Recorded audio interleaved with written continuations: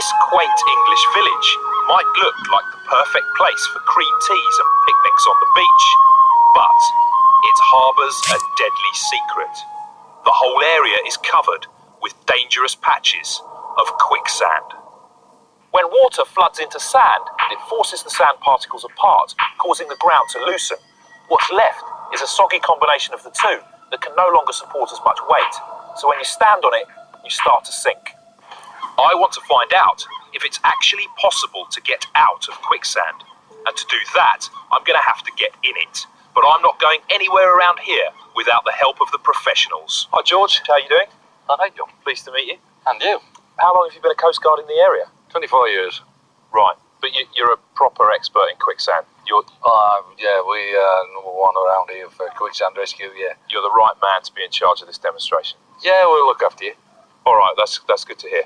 Do I need any special kits or anything? I don't think you do it like that. You might frighten the fish. I think we better go and get a suit on. All right, come on with me. To keep me dry and warm, I put on a totally watertight dry suit, normally worn by divers. Dry suit on and I was ready to go, but as I walked out across the bay, I started to feel a tad nervous about my impending descent into the unknown. All right, George, this looks like the right kind of stuff. Shall I just step into it then? Have a go in that one. Okay. Yeah. All right. Well, here we go. I'm trusting you. Not just going to disappear though, am I? No. Sink like a stone. You're not going to disappear. Right. I appear to be sinking. Oh my goodness me. I was sinking fast, and my weight was pushing the water away from the sand, creating a vacuum around my legs and pulling me south. Okay, I'm starting to feel a little bit uncomfortable about the whole situation now. I could feel the pressure of the sand against me, and as much as I tried, I just couldn't move my legs. I'm gonna stop going down, alright? Yeah. Before I knew it, I was in deep. It had only taken 8 minutes for me to sink down to my waist. Why aren't there signs around this specific area here saying, danger, quicksand, don't walk here? Well, that'd work today.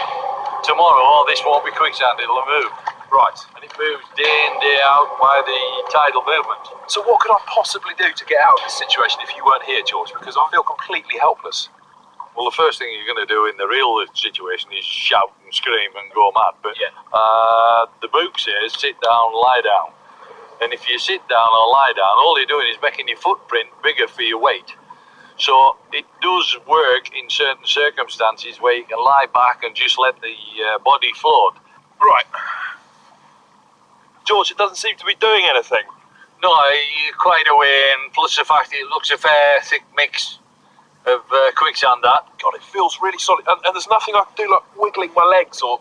If you wiggle, you just go further in. I can really feel the pressure now. I mean, that feels like, really solid. It does get to the stage where it stops the blood flow, so you don't want to be in there too long. Well, I'm stuck fast and there's no way I'm getting out on my own. And to be honest with you, I'm starting to feel a bit uncomfortable about the whole situation. So if you wouldn't mind getting me out, George, that'd be marvellous. Although the Coast Guard team was here with me, I was scared stiff. To pull one leg free from this stuff requires the amount of force needed to lift a small car, so I had no idea how they were going to get me out. They started to flood the sand around my legs with water whilst frantically digging away with their hands. I felt like I was stuck in concrete. Yeah, there we go. What about the other leg? We'll get that. We'll get it one at a time.